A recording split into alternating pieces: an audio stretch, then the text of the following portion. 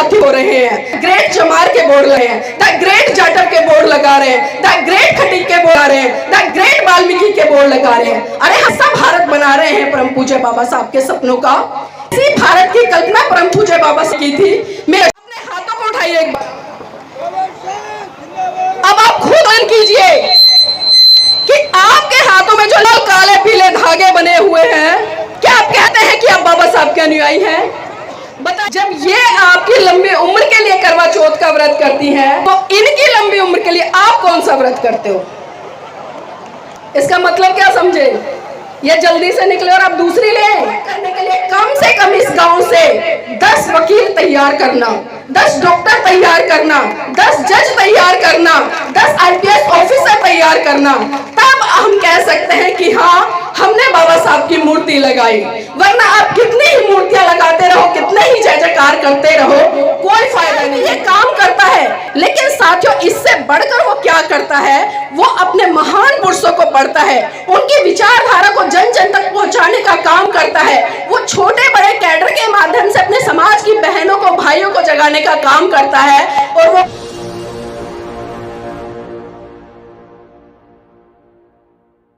प्रथम महाकाणी तथागत बुद्ध को अपनी संकल्पनाओं के सुमन अर्पित करते हुए समस्त भारतीय नारी के मुक्तिदाता, बहुजनों के मुक्तिदाता, दुनिया का सूरज, ज्ञान का प्रतीक, संविधान के रचयिता परम पूज्य बाबा साहब को सत सत नमन करते हुए बहुजनों को भारत में सत्ता के गलियारों तक ले जाने वाले साहब मान्यवर काशीराम जी को नमन करते हुए पाखंडवाद को अपनी जूती की नोक से धराशाही करने वाले पेरियार जी को नमन करते हुए और इस देश में शिक्षा की अलग जगाकर इस देश में महिलाओं के लिए पहला स्कूल खोलने वाले फूले दंपत्ति राष्ट्रपिता ज्योतिबा फूले और माता सावित्री बाई फूले जी को नमन करते हुए और इस देश में अपनी 20 बीघे जमीन को बेचकर सच्ची रामायण का इतिहास रचने वाले इस देश को ओबीसी समाज को जो पाखंडवाद रूढ़िवाद है उससे बाहर निकालकर एक वैज्ञानिक सोच देने वाले ललई सिंह पेरियार जी को नमन करते हुए और मंच पर आसीन भिक्खू करुणाशील जी को मेरा सादर बंदामी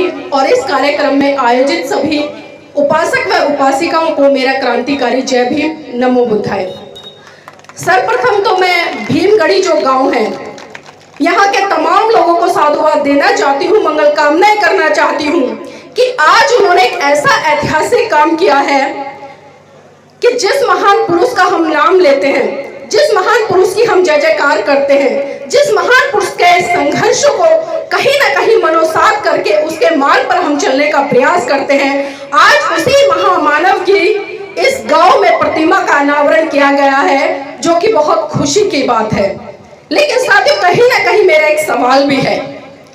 हम मूर्तियां अक्सर सदियों से लगाते आए हुए हैं, तमाम सरकारों ने बाबा साहब की मूर्तियां लगाई, तमाम संगठनों ने बाबा साहब की मूर्तियां लगाई, लेकिन क्या सही रूप में परम पूज्य बाबा साहब की जो विचारधारा थी, जो सिद्धांत थे, क्या उनको हमने मनोसात किया? क्योंकि अगर परम पूज्य बाबा साहब की विचारधारा को हमने मनोसात किया होता, उनके सिद्धांतों को हमने पढ़ा होता, उनकी आइडियोलॉजी को हमने आगे बढ़ाया होता, तो आज भी हम कहीं ना कहीं इन नीले झंडों में उलझे नहीं होते, आज भी हम जय भीम में नहीं उलझे होते, बल्कि परम पूज्य बाबा साहब ने जिस तरह से हमें बुद्धिज्म का मार्ग दिया, आप सभी जानते होंगे, पढ़े लिखे हैं, जागरूक है, लेकिन कहीं ना कहीं फिर भी चर्चा का विषय है तो मैं जरूर चर्चा करना चाहूंगी। साथियों किसी भी महान पुरुष की मूर्ति लगाने की सार्थकता तभी सिद्ध होती है, और खासकर इस गांव के लोगों से मैं अपील करूंगी कि आपने अगर बाबा साहब की मूर्ति लगाई है, उसको चरितार्थ करने के लिए कम से कम इस गांव से 10 वकील तैयार करना, 10 डॉक्टर तैयार करना, 10 जज तैयार करना, 10 IPS ऑफिसर तैयार करना, तब हम कह सकते हैं कि हाँ हमने बाबा साहब की मूर्ति लगाई। वरना आप कितनी ही मूर्तियां लगाते रहो, कितने ही जय जयकार करते रहो, कोई फायदा नहीं है। क्योंकि आज अक्सर एक ट्रेंड चल गया है कि हम बाबा साहब के भक्त तो बन गए हैं, लेकिन हम बाबा साहब के अनुयायी नहीं बन पा रहे। भक्त में और अनुयायी में बहुत बड़ा फर्क होता है। जो भक्त होता है वो बाबा साहब की जय जयकार करता है, जब भी उनकी जयंती आती है तो उनकी जयंती को बड़ी धूमधाम से मनाता है, और जब भी उनका परिनिर्वाण दिवस आता है तो उनकी तस्वीर के सामने दीपक प्रज्वलित करके फूल माला चढ़ा के आदरांजलि अर्पित करता है, और 365 दिन फिर घर में जाकर आराम से सोता है। लेकिन वहीं दूसरी तरफ अगर मैं अनुयायी अनुयायी की बात करूं, अनुयायी भी ये काम करता है, लेकिन साथियों इससे बढ़कर वो क्या करता है, वो अपने महान पुरुषों को पढ़ता है, उनकी विचारधारा को जन जन तक पहुंचाने का काम करता है। वो छोटे बड़े कैडर के माध्यम से अपने समाज की बहनों को, भाइयों को जगाने का काम करता है और वो बताता है कि देखिए यही वो महान पुरुष थे जिनके संघर्ष, समर्पण, बलिदान के कारण आज हम अच्छी अच्छी नौकरियों पर काबिज, अच्छे घरों में रह रहे हैं, एसियों वाली गाड़ियों में चलते हैं। तो ये एक अनुयायी का काम होता है और सही मायने में जो परम पूज्य बाबा साहब का अनुयायी होगा वो साथियों बुद्ध की शरण में जाए बिना नहीं रहेगा। क्योंकि अगर मैं बात करूं सन 1935 में परम पूज्य बाबा साहब ने एवला की धरती से एक घोषणा की थी कि मैं हिंदू धर्म में पैदा हुआ, ये मेरे बस की बात नहीं थी, लेकिन मैं हिंदू धर्म में मरूंगा नहीं। और ठीक 21 साल बाद 1935 से लेकर 1956 में 14 अक्टूबर सन 1956 में नागपुर की धरती पर परम पूज्य बाबा साहब ने लाखों अनुयायी लोगों के साथ में बौद्ध धर्म की दीक्षा ली। लेकिन वो लाखों अनुयायी आखिर कहां चले गए? अगर आज हम यहाँ पर तमाम लोगों का भी एक आकलन करें तो एक बार मैं चाहूंगी आप हाथ खड़े करके बताएं, यहाँ पर भगवान बुद्ध को मानने वाले कितने लोग हैं? कितने लोग हैं जो आपको कहते हैं कि हम बौद्ध? ईमानदारी से हाथ खड़े करिएगा। अब आप खुद देखिए, आप खुद देखिएगा क्या हम सही में बाबा साहब के अनुयायी हैं? 1956 2023 चल रहा है, अगर आज भी हम शरण में गए, बाबा साहब ने जो रास्ता दिया, हमने उस रास्ते पर चलकर विचारधारा को आज तक मनोसात नहीं किया, तो क्या सही मायने कह सकें कि हम बाबा के अनुयायी हैं? बताइए क्या कह सकें? हाँ, हम भक्त जो कह सकते, हम भक्त जरूर कह सकते। कहा ना कि तो सिर्फ जयकार कर लेता है, जयंतियां मना लेता है, उनका परिनिर्वाण मना लेता है और आकर घर में जंकर जाता है। लेकिन सारे उम्मीद करूंगी कि बिल्कुल भी ना बने और हम पूज्य बाबा के अनुयायी बने और उनकी धारा को पढ़कर उसको जन जन तक प्रचारित करने का काम करें। तमाम मेरी महिला साथी बैठी है, क्योंकि अभी जिस तरह से आपने जो महिलाओं के संदर्भ में बात करनी है, क्योंकि कहीं अगर आज भी मैं देखूं, क्योंकि जिस तरह से परम पूज्य बाबा साहब ने अपने 4 बच्चे बांध करके खासकर इस महिला को तमाम अधिकार के बराबर कंधे से कंधा कर चल रही है, तो इसमें कोई अतिशयोक्ति नहीं होगी। लेकिन क्या हमने बाबा साहब को समझा? हमने बाबा साहब को पढ़ा? मेरी बहनों में आप बताओ, परम पूज्य बाबा साहब भारत देश में पैदा हुए, उन्होंने भारत देश का संविधान नहीं लिखा, उन्होंने हिंदू कोड बिल के तहत आपको तमाम वो अधिकार दिलाए होते, तो आपकी स्थिति आज भी उस मनुस्मृति काल जैसी होती जहां पर महिलाओं की स्थिति से भी बदली। जब महिलाओं को पुरुषों के अधीन समझा जाता था, महिलाओं को पुरुषों की जूती के बराबर समझा जाता था, उनको कोई हक अधिकार नहीं थे। लेकिन देश ऐसी हस्ती पैदा हुई, एक ऐसे महान पैदा हुए जिन्होंने तमाम अपने सुख सुविधाओं को त्याग कर अपने 4 बच्चों की पानी देकर आज सुंदर भविष्य दिया, और वो भविष्य आपको संविधान के रूप में दिया, आपको हिंदू कोड के माध्यम से दिया। लेकिन क्या आपने उस संघ को पढ़ने का प्रयास किया? क्या आपने उस हिंदू बिल पढ़ने का कभी सोची जिस हिंदू कोड बिल के परम पूज्य बाबा ने तमाम अधिकार दिए? लेकिन मैंने कहा ना, हम बाबा साहब तक नहीं मानते। हम बाबा साहब को तो मानते, हम बाबा साहब की बात नहीं मानते। क्योंकि आज भी सुबह से जब हम आ रहे हैं, बहुत सारे लोग ये चर्चा कर रहे थे। खासकर अगर मैं का भी करूं तो एक अभिषेक भाई जी हैं, जाटव लगाते हैं, अभिषेक जाटव, अपने आप को कहते हैं बाबा साहब का अनुयायी है। बताइए कि जो व्यक्ति आज भी अपनी जाति को ढो रहा है, चाहे वो एक जाटव हो या सुनील जाटव हो या पूजा जाटव हो या सचिन वाल्मीकि हो, पूजा वाल्मीकि या कोई भी हो, क्या आप उसको सही रूप में बाबा साहब का अनुयायी कह सकते हैं? बता सके क्या? बाबा साहब की विडंबना है, आज भी उन्हीं करने वाले उसी जाति हो रहे हैं। ग्रेट चमार के बोर्ड लगे हैं, द ग्रेट जाटव के बोर्ड लगा रहे हैं, द ग्रेट खटीक के बोर्ड लगा रहे हैं, द ग्रेट वाल्मीकि के बोर्ड लगा रहे हैं। अरे हम सब भारत बना रहे हैं परम पूज्य बाबा साहब के सपनों का। इसी भारत की कल्पना परम पूज्य बाबा से की थी, मेरी दृष्टि से बिल्कुल भी नहीं की। अगर सही रूप में आप अपने आप को बाबा साहब का अनुयायी कहते हो और आप लोगों ने साहब की का अनावरण यहाँ पे किया है, तो सबसे पहले पीछे से जो आप जो जाति का टाइटल हो ना, टाइटल को हटा देना।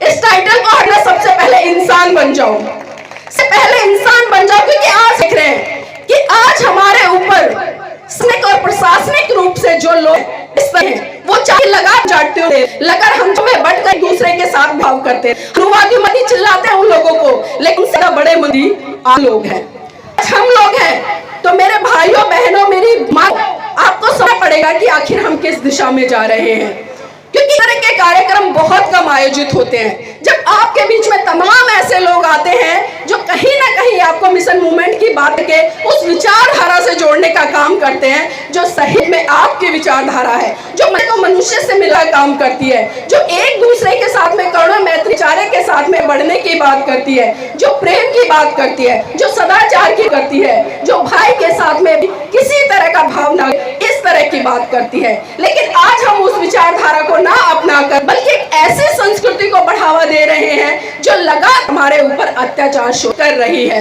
और यहाँ पर महिलाएं, क्योंकि देखिए बाबा ने जिस तरह से कांड पाठ रूढ़िवादी परंपरा और खासकर इन 30 त्योहारों से इस शक्ति को निकालने का काम किया, लेकिन कहीं ना कहीं आज भी ये मेरी नारी शक्ति उसी कर्म कांड, उसी पूजा पाठ में उलझी है और उसका ज्यादा उदाहरण मुझे यहाँ पर दिखाई भी दे रहा है।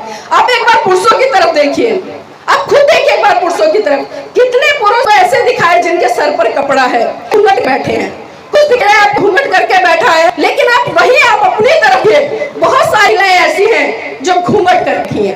अब किसका प्रतीक है, कोई बताएगा मुझे, घूंघट किसका प्रतीक है, किसका प्रतीक है घूंघट? बहुत सारी महिलाएं भी ये मैंने सुनी है कि घूंघट इज्जत का प्रतीक है। कहने से कि घूंघट किसका प्रतीक है? इज्जत का प्रतीक है। मैं अगर घूंघट इज्जत का प्रतीक है, क्योंकि बहुत सारी बातें चलती भी हैं इसमें, समाज में उतार चढ़ाव भी होता है, बहुत सारे लोगों को भी देखते हैं, और खासकर मैंने पुरुषों को देखा है कहते हुए और सुनते हुए, वो कहते हैं कि बेटी है, शादी हो गई है, ससुराल चली गई है, बहुत सारे रिश्ते बदले हैं, इसलिए वहां पर जेठ है, ससुर है, इसलिए घट तो करना पड़ेगा क्योंकि वो भी बहू है। आप इस बात से कितना जानते कि बात सही है? क्या आपको लगता है कि एक बेटी ससुराल चली जाए और वहां पर उसके जो रिश्ते हैं वो बदल जाए और इन रिश्तों के तहत उनको घूंघट करना पड़े? क्या ये बात सही है? सही है, बताइए मुझे, क्या ये बात सही है? मैं आपसे पूछूं, आपके मतलब की बात कर रही हूँ, वो तो घूंघट नहीं करके बैठे, उनके मतलब की बात नहीं है, बात आपके मतलब की हो रही है। बताइए मुझे, आंसू माई में एक बहू है इसलिए घूंघट करना जरूरी है। तो मैं आपको बता दूं, अगर ये घूंघट इज्जत का प्रतीक है और खासकर मेरे पुरुष साथी इसको इज्जत से जोड़ते हैं, अगर आपको घूंघट उघड़वाते ना तो कल से इनको भी घूंघट कराने लग जाए, इज्जत डबल हो जाएगी। इज्जत का ही प्रतीक है, कल से इनसे भी करा लेना कि भाई मेरे करने से अगर इज्जत बनती है तो आप भी घूंघट कीजिए, इससे कम इज्जत दब जाएगी। लेकिन मैं आपको बता दूं, मैं घूंघट की पक्षधर नहीं हूँ, चाहे पुरुष महिला हो। जब संविधान तहत हमें पहला ही अधिकार समानता का मिला है तो हमें समानता अपने व्यवहार में भी चरितार्थ करनी पड़ेगी, खाली मंचों से नहीं, भाषण ही, बातों से नहीं। और यहाँ पर मैं तमाम साथियों से भी कहना चाहूंगी कि इस घूंघट को कभी इज्जत से जोड़कर मत देखिएगा, कि घूंघट भी इज्जत का नहीं। तमाम ऐसे प्रकरण देखे होंगे अपने, यहाँ तक कि अपने घर में भी बहुएं इतना लंबा घूंघट डाल लेती हैं, छोटी मोटी बातों पर जब होता है वही घूंघट करके आपको अच्छी छुट्टियां भी दे। तो क्या बताइए, घूंघट इज्जत का प्रतीक हुआ? बताइए मुझे, क्या इज्जत का प्रतीक हुआ? नहीं हुआ ना, तो फिर ये लिए घूंघट किस लिए? यहाँ पर आज भी बहुत ज्यादा बहस होती है। आज हम 21वीं सदी में जी, हमारे पास वैधानिक रूप से तमाम हक अधिकार हैं, लेकिन आज भी कहीं ना कहीं पर हम चर्चा कर रहे हैं। तो आप समझ सकते हैं कि आज समाज में जो घूंघट प्रथा है, मैं कुप्रथा कहूंगी उसको, आज ये कितनी बुरी तरह से विद्वान में, क्योंकि साथियों चीज का यहाँ पर थोड़ा सा आकलन करना भी, और आप खुद भी सोचिएगा, जब समाज में एक लड़की और एक लड़के की शादी होती है तो कितना बर्तन आता है, आप आकलन कीजिएगा। जब आप एक लड़की का रिश्ता लेकर जाते हैं, अपने बेटे के पुत्र वधू तलाश करें, तो सबसे पहले लड़की को देखने कौन जाता है? कौन जाता है? शायद उसका ससुर जाता है, जेठ जाता है, या घर में तमाम जो भी बड़े लोग हैं वो जाते हैं ना। और अच्छे तरीके से लड़की को खड़ा करके, चला के, सर पे से कपड़ा हटा के अच्छे से देखते हैं कि कहीं गंजी तो नहीं है, लंगड़ी तो नहीं है, कानी भैड़ी तो नहीं है, देखते हैं ना। और फिर उसके बाद जो दूसरी रस्म आप करते हैं, जब उसको पक्का करने के लिए जाते हैं, रोका के लिए जाते हैं, तब भी साथ में ससुर भी है, जेठ भी जाता है, और तब वो रिश्ते जो होते हैं कि वो लड़की घूंघट करती, वो भी वहां पर जाते हैं। फिर वहां लोगों के बीच में बैठाकर उस लड़की को जो भी देते हैं वो देते हैं, और तब भी उसकी सूरत वो देखते हैं। और तीसरी बार देखिए 250 लोगों को बारात लेकर जाते हैं ना, और लंगाड़े घोड़ी पर चढ़कर जाते हैं, और फिर एक मंच लगा होता है, फिर वो वहां पर आपकी पुत्र वधू और आपका पुत्र बैठा होता है, वहां पर वो जो आपकी पुत्र वधू है बिना घूंघट के बैठी होती है, तब भी आप उसका चेहरा देख लेते हैं, तमाम समाज के लोग उसका चेहरा देख लेते हैं, तमाम चेहरा देख लेते हैं, और फिर अति हो जाती है जब आप उसको घर ले, यानी कि ससुराल में वो लड़की आती है। फिर अगले दिन हम एक रिसेप्शन पार्टी जन करते हैं, फिर एक बड़ा सा मंच लगाते हैं, फिर उसको सजा धजा कर बैठा देते हैं, फिर वही रिया हो जिस तरह से में लोगों ने देखा, उसी से आपके घर पर भी आम रिश्तेदार, आपके और भी अन्य लोग जब उस लड़की को देख जाते हैं, तो मेरा सवाल सबसे है कि आप घूंघट कराने में ऐसी कोई इज्जत रह गई कि आप उसको घूंघट करा देते हैं? बताइए मुझे, क्या घूंघाना चाहिए? मेरी बहनों आप बताइए, घूंघट करना है उसके बाद में हाँ करें? आज कितनी महिलाएं घूंघट नहीं करेंगी? ईमानदारी से देखिए, पुरुष साथी हाथ करें। आज के बाद अपने घर की कितनी महिलाओं से जो आपकी पुत्र वधू है या आपके घर में जो भी बहू में, उनसे घूंघट नहीं कराएंगे? कितने पुरुष ऐसे हैं? चलिए तालियां बजा दीजिए एक बार, और देख भी लीजिए कि किस किस के घर जो पुरुष साथी हाथ उठवाए हैं कि आज के बाद वो घूंघट नहीं करवाएंगे, आप महिला के बाद घूंघट नहीं करेंगी। अगर आप बाबा साहब के लिए हो और संकल्प लेकर रहे हो और आज के बाद अपने घर की जो बहू है उनसे घूंघट नहीं कराएंगे, उनको बेटी का दर्जा देंगे, तो वास्तव में मैं मानूंगी कि यहाँ पर आना मेरा सार्थक हो गया। अब अगली कड़ी में आती हूँ। एक बार सारी महिला कर लीजिए हाथ ईमान से, सारी महिलाएं तो साथी देखे, मैं एक बार हाथ नीचे कर लीजिएगा। अब एक बार सारे हाथ खड़ा कर लें, दोनों हाथ महिलाएं देखें उधर। आप समझ रहे हैं मैंने हाथ खड़े करवाए? किसी को समझ आया? आपने क्या देखा जब इन महिलाओं हाथ खड़ा किया? क्या देखा पुरुष साथियों ने? कुछ देखा आपने? आपने क्या देखा उनके हाथों में? मुझे समझ नहीं आया। जब मैंने महिलाओं के हाथ ऊपर खड़े कराए तो सभी महिलाओं के हाथ में 8, 9, 10, 20 दर्जन, 2 दर्जन चूड़ियां हाथियों ने ऊपर किए। उन हाथ में आपको एक भी चूड़ी दिखाई नहीं दिखाई दी? तो ये किस लिए? आपने पूछा या कभी सवाल किया कि हम महिलाओं ने क्या पहन रखी है और पुरुषों ने एक भी चूड़ी नहीं? क्या मतलब समझे? आपने स्कूल मुहावरा पढ़ा कि अगर तुम्हारे बस कुछ नहीं है तो घर में जाओ और चूड़ियां पहनकर बैठ जाओ। तो चूड़ियां किसका प्रतीक हुई? बताइए मुझे, किसका प्रतीक है? यहाँ पर हम बेटियां बैठी हैं, स्कूल जाती होंगी, कॉलेज जाती होंगी, बेटा मुहावरा पढ़ा है? मुहावरा चूड़ियां प्रतीक होती है? नहीं पढ़ा? नहीं पढ़ी? पुरुष साथी में गुलामी, चूड़ियां कमजोरी प्रतीक होती है। किसका प्रतीक होती है? कमजोरी का। क्योंकि जब कभी आपके आस पड़ोस में परिवार होता है और आपके पाथी जब झगड़ा चुपचाप से घर गए हैं तो सबसे पहले महिला ही ताना मारती है कि जाओ घर में जाओ, चूड़ियां पहन बैठ जाओ, तुम्हारे बस की नहीं है। तो मुझे बताइए कि आप कमजोर हैं? आप कमजोर हो, बुज़दिल हो, आप कायर हो क्या? फिर ये चूड़ियां किस लिए? ये चूड़ियां किस लिए? बहुत सारे लोग बोलते हैं कि हक की निशानी है। मैं आपको बता दूं, मेरी शादी को 18 साल हो गए हैं। 18 साल। आज तक मैंने कभी चूड़ी नहीं पहनी, सिंदूर नहीं लगाया, कभी पैरों में बिछुए नहीं पहने, कभी पैरों में पायल नहीं बांधी, कभी गले में सूत्र नहीं पहना। क्यों भाई? मैं भी तो यही की हूँ, मैं भी आप जैसे परिवारों की हूँ, मैं भी तो किसी की बहू हूँ, मेरे भी तो सास ससुर हैं, ये भी आपकी तरह चूड़ियां सब पहनना चाहिए था। क्या मैंने पहना? नहीं। क्यों नहीं पहना? क्योंकि मैं वाली लंबू वादी करके बाबा के शिक्षा के अलग किस्म से लोगों के सामने एक उदाहरण प्रस्तुत किया कि जब पुरुष रह सकते हैं तो मैं भी रह सकती। पुरुष और महिलाओं में आखिर कहाँ पाया जाता है? सिर्फ मानसिक अंतर है, सोचने का है, लेकिन हम कभी इस दिशा में बढ़े ही हैं।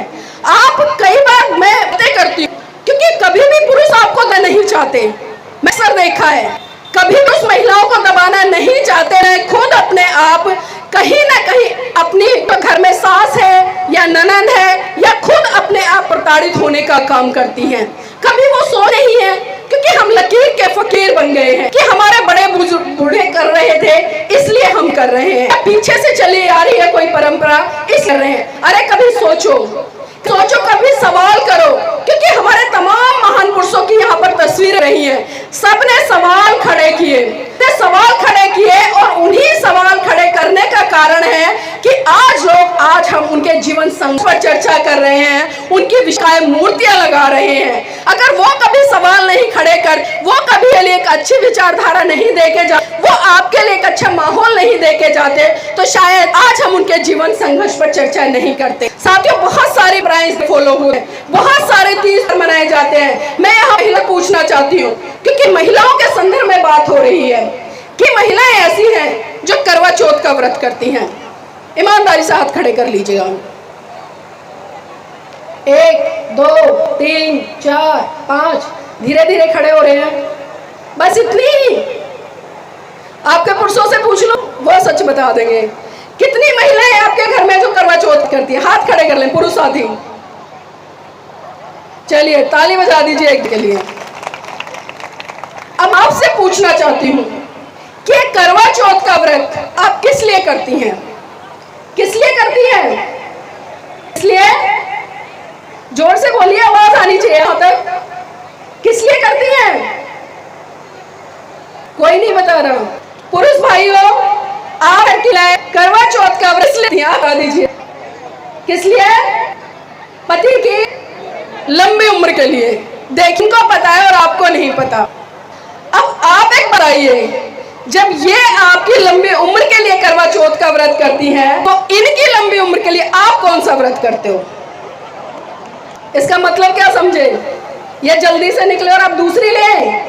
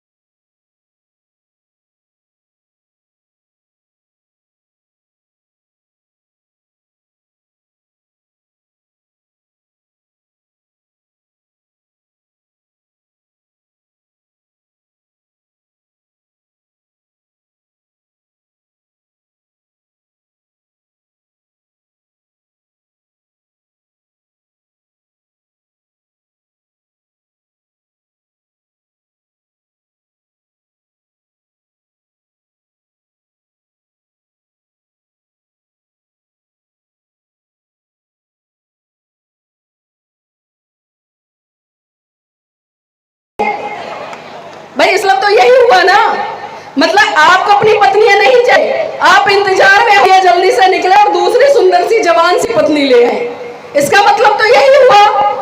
मेरी बहनों, मेरे भाइयों, अगर इन चौथ के व्रत रखने से पतियों की लंबी उम्र हो जाती ना, मैं आपको बता दूं भारत तमाम को मानने वाली महिलाएं व्रत का व्रत कर लेती, उनके पति लंबी उम्र इस दुनिया से नहीं जाते, लेकिन नहीं है। और ये नारी शक्ति ही आजकल फैशन का दौर है, सुबह से लेकर शाम तक भूखी रही, और मेरे पुरुष साथी भी कुछ भी खाते पीते रहे, कोई मतलब नहीं है। और जब शाम करवा चौथ का बोलती है, जिस तरह महिलाएं सज धज कर खड़ी हो जाती हैं, उसी तरह से सूट बूट पहनकर मेरे समाज के पुरुष साथी भी खड़े हो जाते हैं। और जब महिलाएं शाम को करवा चौथ का व्रत खोलती हैं, तो छन्नी में से किसको देखती हैं? किसको देखती हो? किसको देखती हो? जोर से किसको देखती हो? चांद को। अब एक बात बताइए मुझे, मैं आपसे भी पूछ रही हूं, से भी पूछूं, जब आपका बच्चा कई बार शाम के समय रोता है, तो ये महिला बड़े गर्व से कहते हैं कि बेटा देख मामा निकल गया। क्या बोलती है?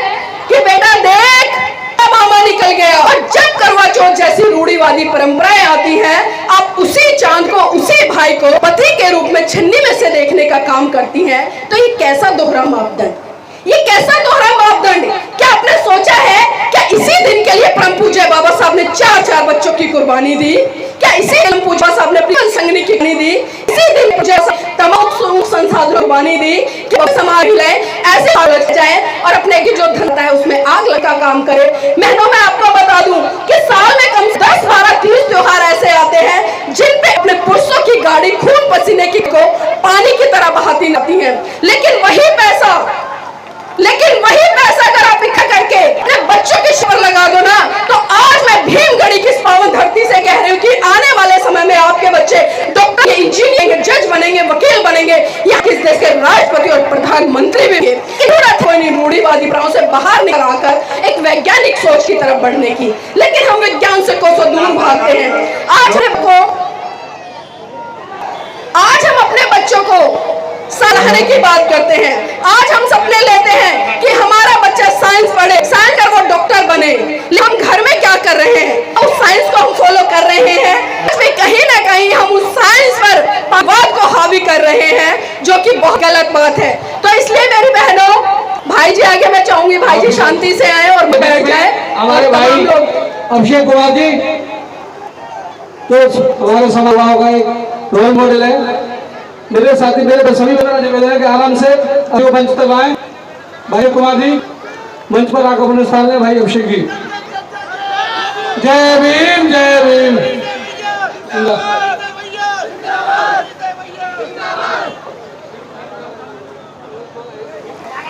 देखिए, अभी जिस तरह से समय युवा आए हैं, जिस तरह मुझे जोश दिखाई दिया, जिस तरह नारे लगे हैं, बाबा साहब की जय जयकार कर रहे हैं, लेकिन मेरे भाइयों एक नाराजगी है आपसे।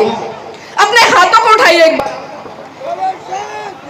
अब आप खुद मान कीजिए कि आपके हाथों में जो लाल काले पीले धागे बने हुए हैं, क्या आप कहते हैं कि आप बाबा साहब के अनुयायी हैं? बताइए मुझे, क्या आप कह सकते हैं कि आप बाबा साहब के अनुयायी हैं? बाबा साहब ने जिस संस्कृति, जिस धारा से आपको दूर किया, आज भी विचारधारा को हैं और बाबा की जय जयकार कर रहे हैं। मेरा अगसिद्धि को सही जगते सही नहीं होने तरीके से पढ़ सके, तो उसकी खाली जय जयकार करना बर्बाद कीजिएगा। इसलिए मैं चाहूंगी, आप युवा हैं, इस देश का भविष्य, तो अपने महान पुरुष पढ़िए कि उन्होंने आपके लिए क्या दिशा निर्देश दिए, उन्होंने आपके लिए क्या लिखा है कि आगे जाए, देश के इस राष्ट्र के निर्माण में अपनी एक सक्रिय भूमिका निभाए और खास से बहुजन को पर पहुंचाने के योग दे। मेरी यहाँ पर जिस तरह से बात चल रही है आपकी, तो यह मैं बाबा साहब जीवन से जुड़ी कुछ घटनाओं पर जरूर चाहूंगी। क्या करना ये जरूर हो जाता है, क्योंकि आज बाबा साहब की मुख्य नाम यहाँ पर किया है, तमाम यहाँ इकट्ठे हुए हैं। क्यों बात हो परम पूज्य बाबा साहब हाई में प्रैक्टिस करें, अगर उनके पास आपका बेटा रतन बहुत बुरी तरह से बीमार है, अपने जीवन अंतिम से ले रहा, बात सुनकर पूज्य बाबा तुरंत दौड़े और जैसे ही बाबा साहब ने राज रतन को गोद में उठाया, राज ने बाबा साहब की गोद में ही दम तोड़। ये मंजर दे माता रमाबाई बिलक बिलक कर रोने लगी और सहकोलर पकड़कर कहने कि साहेब साहेब बजिए बजिए साहेब, बस कीजिए। आपकी समाज के भूत ने एक एक करके मेरा पूरा परिवार उजाड़ दिया। बाबा है बस कीजिए। तो बाबा साहब कहते हैं रमा रमा चुप हो जा, रमा चुप हो जा, तू तो रो भी सकती है लेकिन मेरी तो आंखों के आंसू ही सूख चुके हैं, क्योंकि दिन मैं अपने समाज के हजारों बच्चों को मरते हुए देखता हूँ। रमा चुप हो जा, रमा हो जा।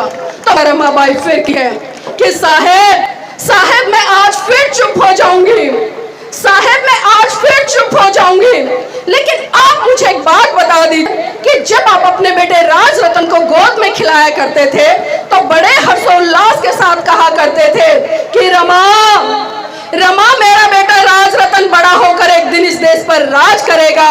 तो साहेब राज रतन दुनिया में रहा नहीं, अब मुझे ये बता दीजिए बड़ा कर अब इस पर करेगा। बाबा राज रतन का शरीर पर हाथ कर कसम खाते हैं और कहते हैं कि रमा रमा मैं भारत देश में एक दिन ऐसा करके जा कि हर रमा से जन्म लेने वाला राज इस देश पर राज करेगा, इस पर राज करेगा। और वो मेरे साथियों आपको परम पूज्य बाबा साहब संविधान के अंदर देकर गए, एक वोट देने तक से लेकर एक शासक बनने का अधिकार। लेकिन बहुजन समाज लोगों ने शायद वोट को नहीं जा, जितनी की एक गधे कुत्ते बिल्ली की है ना, उससे भी बदतर आपने कीमत अपने वोट की कर दी है। क्योंकि कहीं ना कहीं जब चुनाव का समय आता है तो मात्र 500 रुपए में या एक दारू के बदले में अपने बहुमूल्य वोट को उन चांडाल लोगों को बेच हो, लोग सत्ता में आकर आकर्षण करते हैं। साहब मान्यवर काशीराम जी ने आपको साफ साफ से दिया। अरे इस तरह से आप अपने घर बहन बेटी की सुरक्षा चाहते हैं, जिस तरह से आते कि हमारे घर की बहन बेटी इज्जत सुरक्षित रहे, उसको बहुत अच्छे तरीके से समझते हैं। इसी तरह से मेरे बहुजन समाज के लोगों, आपको अपने वोट सुरक्षित ना है। जिस तरह से आप अपने बेटी के वोट को सुरक्षित किया आपने, उसी तरह आपको 70 रुपये को भी सुरक्षित रखना है और समय आने पर अपने जो वोट है वो सही इस्तेमाल करना है। तो साथियों इस दिशा में काम पड़ेगा। और बाबा साहब के जीवन जुड़ी हुई मैं घटना का जिक्र जरूर करना चाहूँ यहाँ पर, क्योंकि मैं चाहती हूँ कहीं ना कहीं उनके जीवन संघर्ष को आप जीने दिया। आप सोचे हम पूजा बाबा साहब क्या किया कितने तक और वो किस हद जा सकते थे, ये एहसास मैं आपके लिए कर रही हूँ। चाहती हूँ कि आप जिए, चाहे पल भर जिए चाहे क्षण भर जिए। भाइयों मैं चाहूंगी आप शांति रखें, कृपया फोटो बाद में खिंचवा लीजिएगा।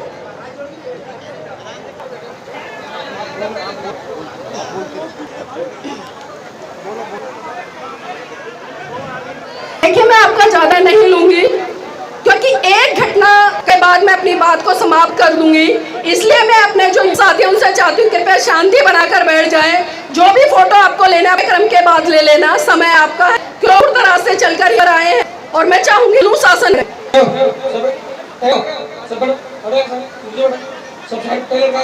सभी बैठ जाए, सभी बैठ जाओ सब। आपके पीछे भी उससे बड़े लोग बैठे हैं, बुजुर्ग कुर्सी पे बैठे हैं, उनको भी कार्यक्रम देखने दो। यहाँ बहुत लोग वक्ता लोग आए हैं, अपनी बात रखने आए, हमको इनकी बात शांति से सुननी है। अपनी बात कुछ बोलनी, शांति व्यवस्था बनाए रखें सभी लोग। बैठ जाओ।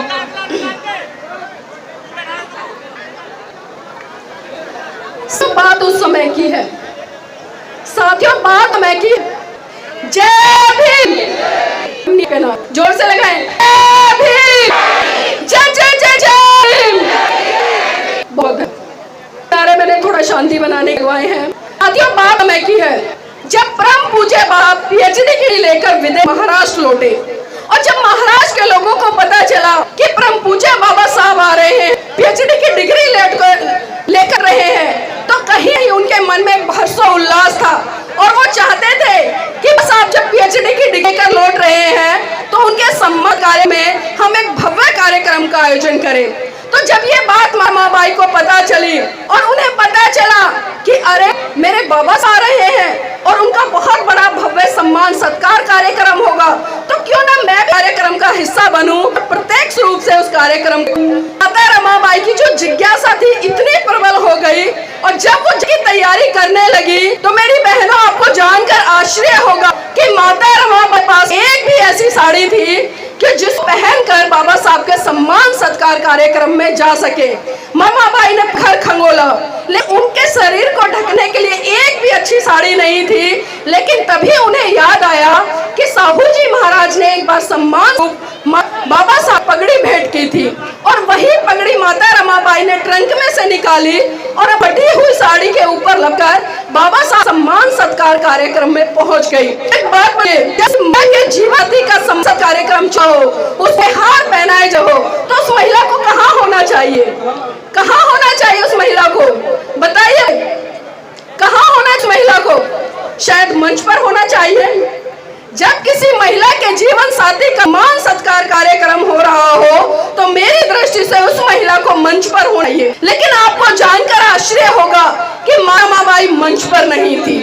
अगर मंच पर नहीं थी तो शायद जो मंच के आगे पंक्ति थी वहां उनको होना चाहिए, लेकिन माता बाई पर भी नहीं थी। मेरी बहनों, माता रमा न मंच थी, न पहली पंक्ति में थी, न दूसरी पंक्ति, न तीसरी पंक्ति में थी। यहाँ तक कि जो लाखों की भीड़ दूर तक खड़ी थी, वहां पर माता रमाबाई दूर दूर तक नजर नहीं आ रही थी। बाबा भी टकटकी लगाकर एक आस भरी से भीड़ में रहे थे, कहीं मुझे मेरी रामू दिखाई दे, लेकिन माता रमाबाई कहीं दिखाई नहीं दे रही थी। धीरे धीरे जैसे जैसे बाबा साहब का भाषण अंतिम छोर पर जा रहा था, तभी बाबा साहब अचानक नजर पेड़ था, और उस पेड़ के पीछे खड़ी एक महिला पर पड़ी, जो महिला चुपके से उन्हें निहारी थी। बाबा साहब बिना कहे समझ गए कि उस पेड़ के पीछे जो छुपके से मुझार रही है वो कोई और नहीं बल्कि वो मेरी रामू है। और जब बाबा साहब का भाषण खत्म हुआ तो बाबा साहब भीड़ को जीते हुए सिर्फ पेड़ के पीछे गए, और वहां पर माता रमाबाई खड़ी थी।